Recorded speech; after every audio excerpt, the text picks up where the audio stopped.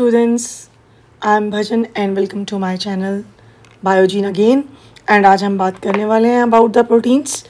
This is basically in continuation with amino acid as I've discussed in my previous lecture. और ये जो topic है ये अपने आप में फिर एक कंप्लीट टॉपिक बन जाता है, that is amino acid and proteins. Okay जी, +1 का टॉपिक है और बायोमोलिक्यूल्स के अंदर ही ये आता है because proteins since they are very diverse molecules तो उनके रोल्स भी बहुत डिफरेंट हैं. तो ये बड़ा मतलब टॉपिक जो है उसे स्कैटर्ड सा हो जाता है एक तरह से कि कहीं प्रोटीन का रोल पूछ लिया, कहीं कुछ पूछ लिया, इस तरह से they can ask you this thing. Okay जी, फाइनल बेस गाइड हमारी NCERT है, उसी को लेके चलेंगे. और जो प्रीवियस ईयर के एग्ज़ाम्स क्वेश्चन हैं वो हमारी डायरेक्शन गाइड रहती है. I hope you are liking my content and अगर आपको हेल्प मिल रही है तो प्लीज़ बाकियों की भी हेल्प कीजिए bye liking it, by subscribing my channel and tell the others to subscribe it also, that is by sharing.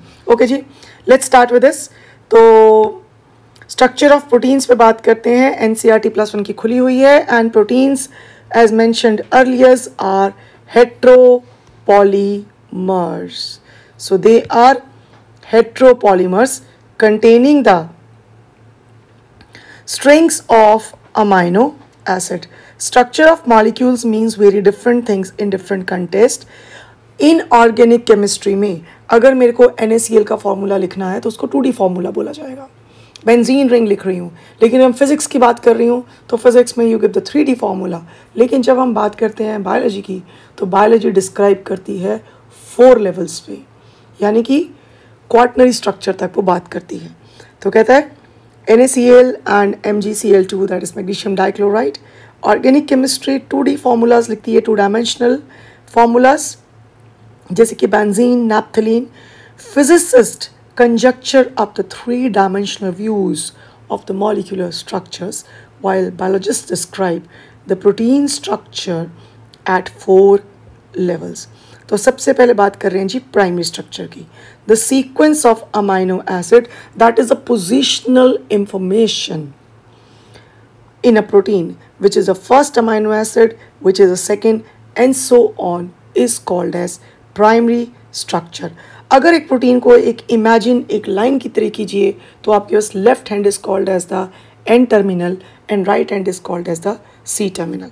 Okay जी, सबसे पहले प्रोटीन्स की बात कर लेते हैं. यहाँ मैंने आपके पास अभी प्राइमरी लेवल डिस्कस किया है. ओके जी, प्रोटीन्स जो हैं they are the most diverse molecules. So diversity wise they are the most diverse molecules. और प्रोटीन्स के डाइवर्सिटी किस चीज़ पे डिपेंड करती है? The diversity of proteins depends upon the sequence of amino acid. ये question आया हुआ है. Most diverse molecule, the diversity of protein depends upon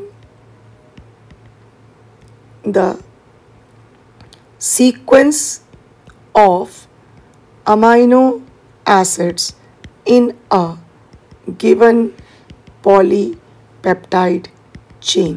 तो ये हमारा आपका फर्स्ट पॉइंट बन गया. तो प्रोटीन्स बेसिकली है क्या चीज़ है? They are heteropolymers of 20 different types of amino acids. तो इसी वजह से अब सपोज करो आपके पास 100 अमाइनो एसिड का एक पॉलीपेप्टाइड है. If a chain of 100 amino acids is given, it can have as many as 20 raised to power 100 combinations. तो आप अंदाज़ा लगाइए कितने combinations आप बना सकते हैं. हम जैसे पढ़ते थे 1 2 3 4 है ना, तो आप कितने कॉम्बिनेशंस बना सकते थे? याद करिए मैथ्स में 1 2 3 4 एक कॉम्बिनेशन था, 4 2 3 1 एक कॉम्बिनेशन है, 2 1 3 4 एक कॉम्बिनेशन हो जाएगा. मतलब how many combinations you can have. So we were 20 amino acids. तो मतलब कि आपके पास 20 raised to power n, n stands for the number of amino acid in a given polypeptide chain. Second, the proteins have, since they are a combination of amino acids, so they have a high molecular weight. इसीलिए proteins का transport एक special mechanism involve करता है. Then since proteins are made up of amino acid, अगर आपको याद हो, they are polymers of amino acid, different amino acids join by peptide bonds. तो अमाइनो एसिड के अंदर एक अमाइन ग्रुप है और एक आपके पास कार्बोक्सिल ग्रुप है. सो दैट इज़, यानी कि एसिडिक एंड बेसिक ग्रुप्स दोनों हैं. So that is why we say proteins are amphoteric in nature, that is they are made up of amino acid. Each amino acid has both acidic and basic groups. Hence proteins also are amphoteric, being their polymers. और इसी वजह से बहुत सारे proteins as a buffer काम करते हैं. Then we come to specificity. Okay, so proteins जो हैं वो स्पेसिफिक भी हैं. They are specific for their temperature range and pH range. और अगर ये एंजाइम है तो temperature, pH, substrate, optical activity, फिर तो बहुत ही स्पेसिफिसिटी हो जाती है. सो स्पेसिफिसिटी किसके लिए है? Show specificity for their pH and temperature range. In case of enzyme,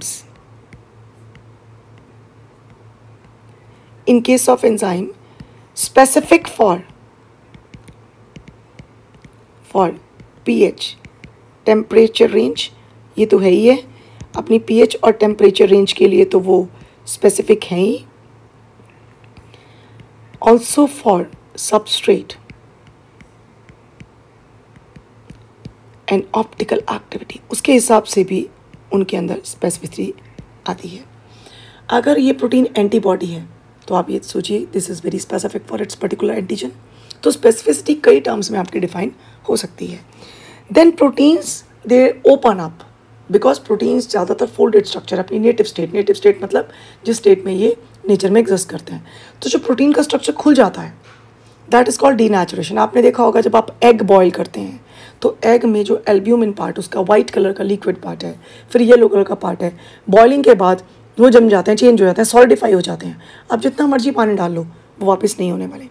इसी वजह से once milk has been coagulated into the curd, whatever you add, आप उसको वापस मिल्क नहीं बना सकते. मीन्स जो मिल्क का प्रोटीन था वो डीनेचर हो गया, एग का प्रोटीन था डीनेचर हो गया, स्ट्रक्चर चेंज हो गया, उसकी एक्टिविटी भी चेंज हो जाती है. सो डीनेचुरेशन क्या हुआ? Denaturation is the loss of protein activity due to unfolding or disruption of its tertiary or secondary structure. अगर ये क्वाटनरी प्रोटीन है तो क्वाटनरी स्ट्रक्चर भी इंक्लूड करेंगे. सो दिस इज क्यों? Due to exposure to high temperature, pH, toxins, heavy metals, etc. तो उससे protein का डीनेचुरेशन हो जाता है. So these are some of the properties of the protein. अब जो मेन टॉपिक आता है वो है जी कॉन्फर्मेशन ऑफ प्रोटीन्स. ये काफ़ी कंफ्यूजिंग सा टॉपिक लगता है बच्चों को, but anyway I will try to make it understandable. कुछ डायग्राम्स मैंने नेट से लिए हैं आपकी अंडरस्टैंडिंग के लिए, तो I will make my own diagrams but this gives you the better picture.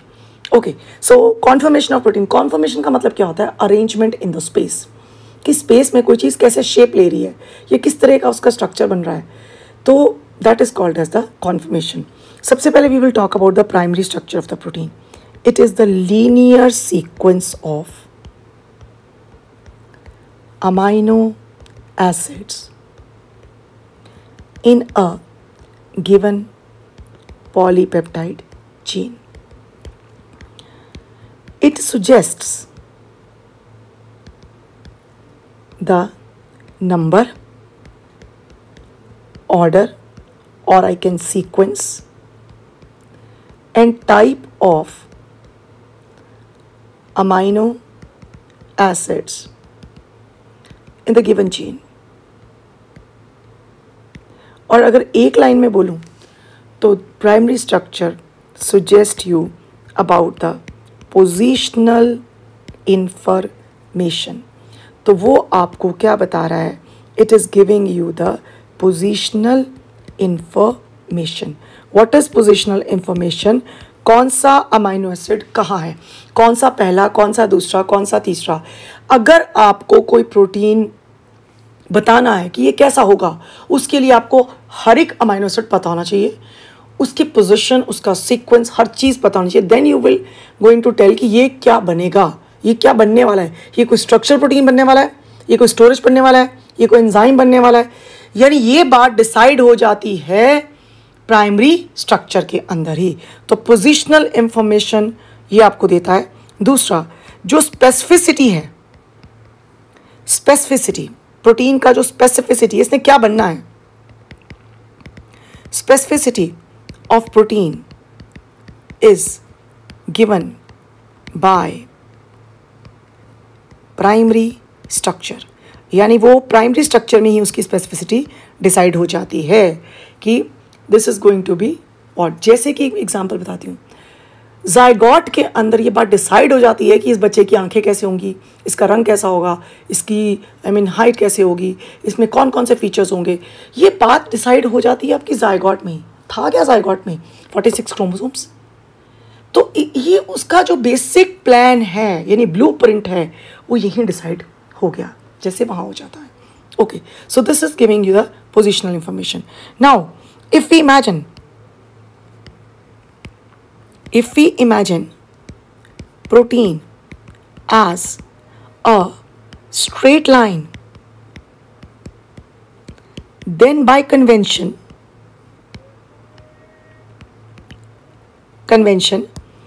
जो लेफ्ट एंड है इज एन टर्मिनल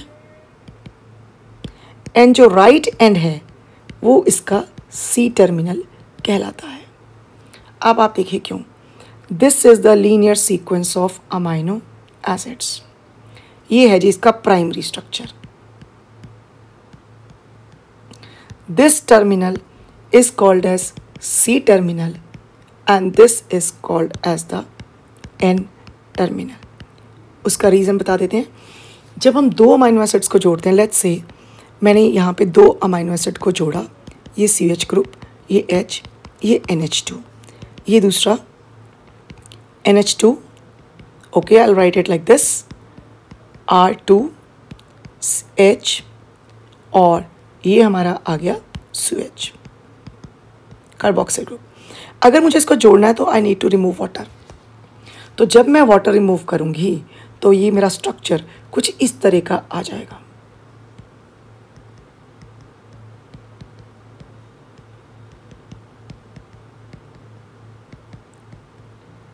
देखिए, अब आप ये देखिए, जैसे भी मैं जोड़ती जाती हूँ तो राइट एंड पे आपका हमेशा कार्बोक्सिल ग्रुप होगा और लेफ्ट एंड पे हमेशा ही आपका कौन सा होगा, that is NH2 group. So that is why we take it as, and this bond we call it as, ये आपका कौन सा बॉन्ड हुआ, this bond is peptide bond. तो ये आपका पेप्टाइड बॉन्ड बन गया. This is called as the peptide bond. Now sequence primary. अब आते हैं सेकेंडरी. जब आपके पास अमाइनो एसिड आ गए तो उसने कोई ना कोई शेप तो ले ली है, बिकॉज अमाइनो एसिड आपस में इंट्रैक्ट करेंगे. जब ये इंट्रैक्ट करते हैं तो they acquire a shape. So that is the new steric arrangement. That is new steric arrangement in the space formed by bending and folding of polypeptide chain in the space. क्यों? Due to interaction of the amino acids. तो किस तरह के space में ये 3 types के conformation ले सकती है? सबसे पहले हम बात करेंगे अल्फा हेलिक्स की। This is something like this, ऐसे। सो दिस इज योर, ये जो बता रहा है ये अल्फा हेलिक्स है। अब ये अल्फा हेलिक्स कैसे है, जिसको हम कहते हैं revolving staircase like structure.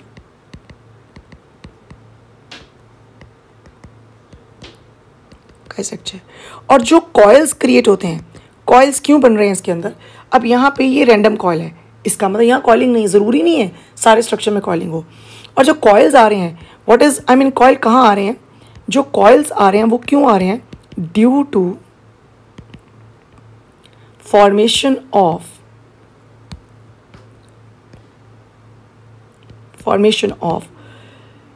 इंट्राचेन, सम से इंट्रामॉलिक्यूलर ऑल्सो। ये देखिए इंट्राचेन हाइड्रोजन बॉन्ड्स, चेन के बीच में हाइड्रोजन बॉन्ड्स बन पा रहे हैं। ये आप देख सकते हैं यहाँ पे, show you like this, can you see this kind of, ये देखिए इस तरह से। सो दिस इज, ये स्ट्रक्चर्स आपको बॉन्ड्स दिख रहे हैं। हुआ क्या, ये देखिए यहाँ यहाँ यहाँ इस तरह से बॉन्ड्स आ रहे हैं। What is like why these are forming, इसमें क्यों है? बिकॉज ये बॉन्ड जो इंट्राचेन बॉन्ड बना है, ये क्यों बना आपका? ये इसलिए बना है, oxygen of carboxyl group of first amino acid and hydrogen of carboxyl group of first amino acid and hydrogen of the amino group of fourth amino acid and so on। यानी कि आपके जो फर्स्ट अमाइनो एसिड है, if I take this as a first amino acid, तो आप ये समझिए इसका जो बॉन्ड है ऑक्सीजन का, वो फोर्थ के अमाइनो ग्रुप के NH के साथ बॉन्ड बनाएगा। जो फोर्थ का होगा वो 8th के साथ बनाएगा, 8th का 12 के साथ बनाएगा। अगर आगे कोई बॉन्ड नहीं है तो वहाँ कॉइल खुली होगी। ऐसा स्ट्रक्चर हमें कहाँ मिलता है? और इस तरह से अप्रॉक्सीमेटली 3.6 अमाइनो एसिड पर टन ऑफ हेलिक्स में आते हैं, पर टन ऑफ हेलिक्स में आपको नज़र आएंगे। तो हमारे पास ये आपका जो अमाइनो एसिड इस तरह से दिखा आपको कि ये आपका CO ग्रुप है, ये आपका NH ग्रुप, ये आपका अमाइनो एसिड सेकेंड, और ये आपका हाइड्रोजन। इस तरह से सेकेंड और ये अगर मैं बनाती जाती हूँ तो लेट्स से फोर्थ पे जाते हैं, तो फोर्थ का जो NH आएगा इसके बॉन्ड में हाइड्रोजन बना है, और ऐसे ही जो फोर्थ का CO ग्रुप होगा वो 8th के साथ जाएगा। इस तरह से आपके पास ये बॉन्डिंग बनती जाती है। अब ये स्ट्रक्चर कहाँ मिलता है? Example you will find alpha helix कहाँ मिलेगा? फाउंड इन अल्फा कैरेटिन, ये प्रोटीन का नाम है। Alpha keratin protein of wool and hair. तो वूल एंड हेयर के अंदर आपको जो अल्फा कैरेटिन प्रोटीन मिलता है, उसके अंदर आपको अल्फा हेलिक्स मिलता है। सो लीनियर सीक्वेंस है, पोजीशन दे रहा है, और ये हो गया आपका प्राइमरी। अगर वो कॉइल ले रहा है इस तरह से, then it is called as the secondary structure. दूसरा सेकेंडरी स्ट्रक्चर हमारे पास क्या बनता है? सेकेंड स्ट्रक्चर जो हम बात करेंगे यहाँ पे,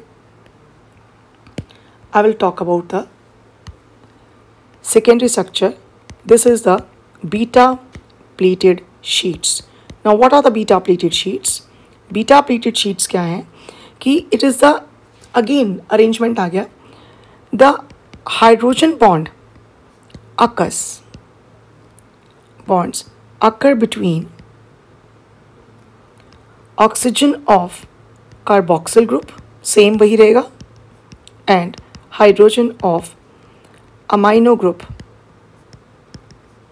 ऑफ एडजेसेंट चेन्स।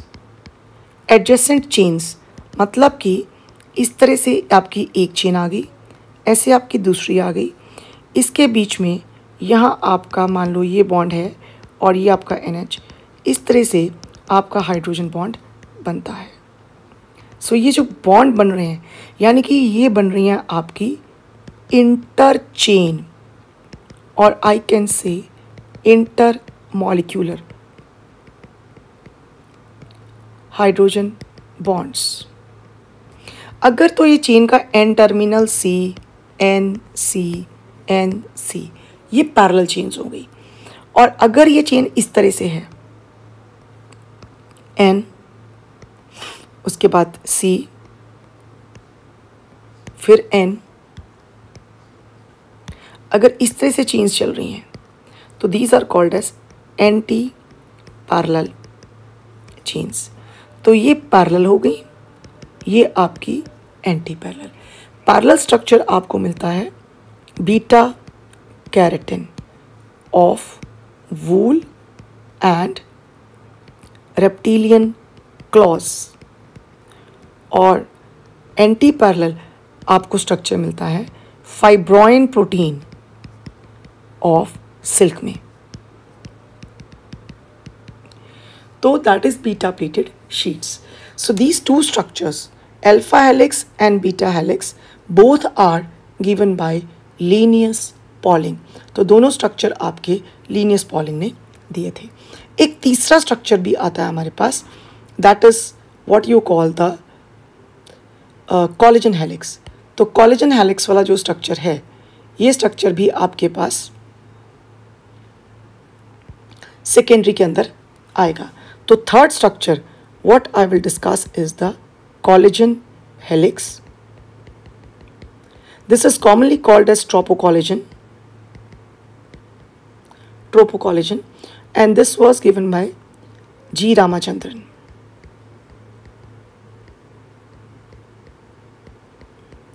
और इधर this is by Linnaeus Pauling.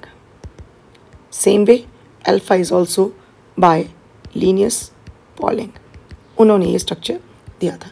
Collagen helix जो है वो 3 पॉलीपेप्टाइड आपस में, जैसे हम प्लेट बनाते हैं अपनी, इस तरह से ये चलता है, और इसके बीच में अकस हाइड्रोजन बॉन्डिंग्स। तो rich in glycine, proline and 5 hydroxy proline residues, तो इसके अंदर ये ज़्यादा हैं रेजिड्यूज। तो ये आपको जो इस तरह के बॉन्ड्स दिख रहे हैं, this is what we call interlocking effect. और ये क्यों हो रहा है इंटरलॉकिंग इफेक्ट? ग्लाइसिन का H और हाइड्रोक्सी प्रोलीन का OH, इनके बीच में जो बॉन्ड आते हैं, मतलब बॉन्ड जो बन रहा है वो इनके बीच में बेसिकली बन रहा है। तो यू कैन वेल सी कि भी हाइड्रोजन बॉन्ड्स इसके इन्वॉल्व हो चुके हैं इसके अंदर स्ट्रक्चर्स को स्टेबलाइज करने के लिए। तो जब स्ट्रक्चर्स को स्टेबलाइज करने के लिए हाइड्रोजन बॉन्ड इन्वॉल्व हो रहे हैं, चाहे वो अल्फा है, चाहे वो बीटा है, चाहे वो कोलेजन है, तो इनकी वाटर सॉल्युबिलिटी नहीं है। Leather is a pure collagen. जो लेदर है दिस इज प्योर कोलेजन। आप ये देखिए, लेदर का जूता है या बाल हैं, हेयर हैं, ये अगर आपके ड्रेनेज में गिर जाएं तो आपका ड्रेनेज ब्लॉक होता है, लेकिन ये कभी घुलते नहीं हैं, बिकॉज इनके पास जो प्रोटीन है, इसको प्रोटीन ही तोड़ सकता है, या बहुत एक्सेस हीट पे जा सकते हैं ये, या पुट्रिफिकेशन से जा सकते हैं। नॉर्मल तरीके से तो ये पानी में सॉल्युबल होकर चीज़ डिके नहीं होने वाली। डिकेइंग बैक्टीरियल से होएगा, एज इट इज़ जैसे पड़े रहते हैं तो पड़े रहेंगे। So then now we come to tertiary structure. जब हम टर्शरी स्ट्रक्चर करते हैं, ये क्या हो गया? Now tertiary structure is again new stearic arrangement in space due to bending and folding of polypeptide chain. अब ये तो वही बात है, एक लाइन यहाँ पे है अपॉन इटसेल्फ,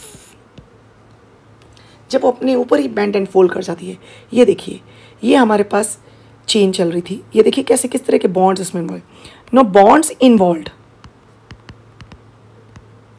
इन फोल्डिंग, क्या क्या हो सकता है टर्शरी फोल्डिंग में, कौन कौन से आपके बॉन्ड्स इन्वॉल्व हो सकते हैं। टर्शरी फोल्डिंग में अगर देखेंगे तो we have H bonds, disulphide bonds, then covalent interactions तो हो गई, कोवलेंट इंट्रैक्शंस हो सकती हैं, जैसे डाइसल्फाइड भी आपका कोवलेंट ही है। Then we have van der Waals forces, hydrophobic interactions, ionic interactions etcetera. तो ये डिफरेंट तरह की हमारे पास हो सकते हैं। So this is going to stabilise. Now see, जो टर्शरी स्ट्रक्चर है वो किसके लिए इंपॉर्टेंट है, याद रखना, this is the native state of protein. But ये नेटिव स्टेट है अगर ये मोनोमेरिक प्रोटीन है। और यहां पे जो हम बायोलॉजिकल एक्टिविटी आएगी, आपकी biological activity is depicted in tertiary structure.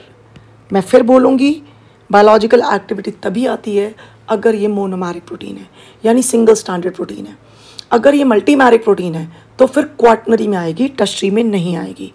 Tertiary structure of course if it is a monomeric protein. अगर ये कोई एंजाइम है, if it is an enzyme, then active site is exposed over here। यहीं पे आपकी active site भी expose हो जाएगी। और ये जो बेंडिंग एंड फोल्डिंग की हमने बात करी है, bending and folding upon itself, इसके लिए एक खास नाम भी दिया जाता है जिसे हम कहते हैं बॉल ऑफ वूल स्ट्रक्चर। मतलब आपका ऐसा लगता है जैसे वुलन बॉल एक दूसरे के ऊपर रैप कर जाती है, तो इसी तरह का ये भी स्ट्रक्चर बन जाता है। So like this. तो ये हो गया जी हमारा tertiary structure. And now we come to the last, that is the quaternary structure. Now what is your quaternary structure? Quaternary structure is, ये सबसे पहले तो this is exhibited by multimeric proteins. Now what are multimeric protein? जिनमें एक से ज़्यादा polypeptide chains होती हैं। This is the how different polypeptides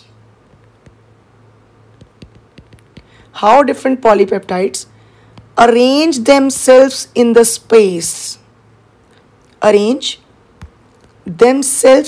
space, is the architecture of the protein. In the space is the architecture of the protein. Now what is that architecture of the protein?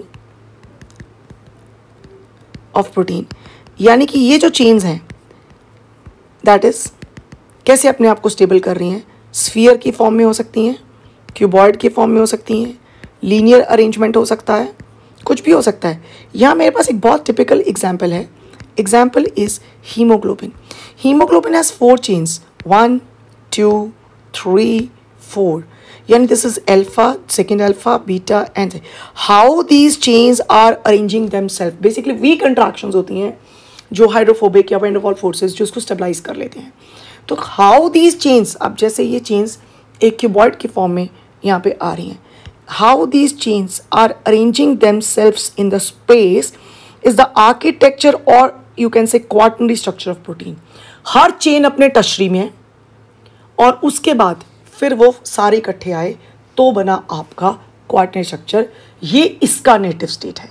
So mind you one thing this थे कि भी अगर ये single chain protein है तो monomeric protein का final structure या native structure 3D में जाएगा, अगर ये मल्टीमेरिक है तो ये 4D में जाएगा। So I have one explanation over there can you see the primary structure of the protein? ये देखिए यहाँ पे we have the primary structure of the protein, और उसके बाद ये देखिए हाइड्रोजन बॉन्ड से this is called beta pleated sheet, you can see these are the adjacent chains, और ये आपके पास ऐसे हेलिकल स्ट्रक्चर है।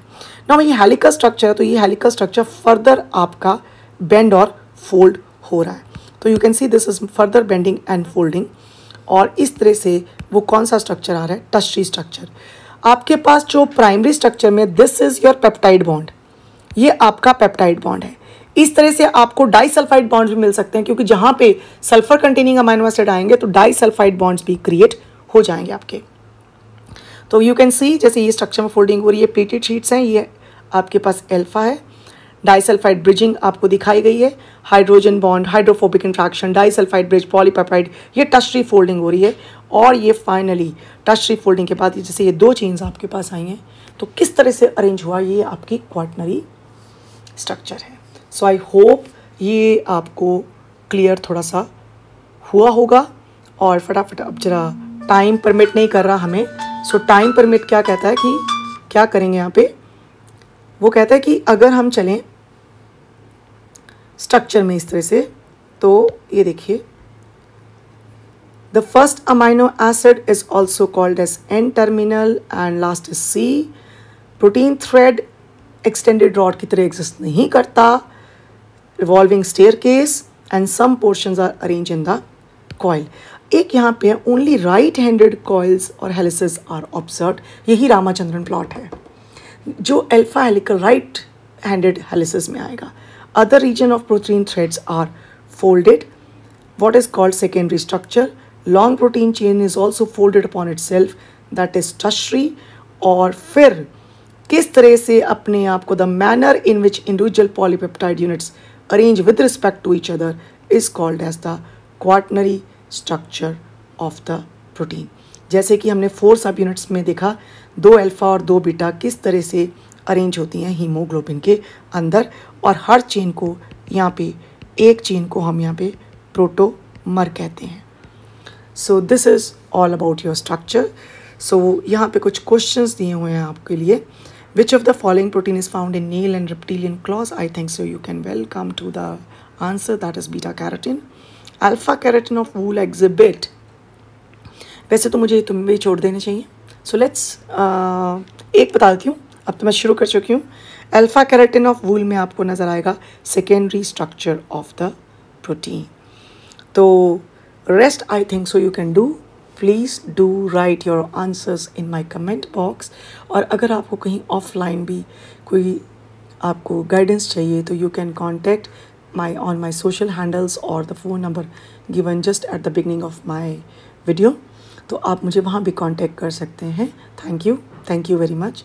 Do share, like and subscribe. तो अब मुझे आंसर्स का वेट रहेगा। Thank you very much.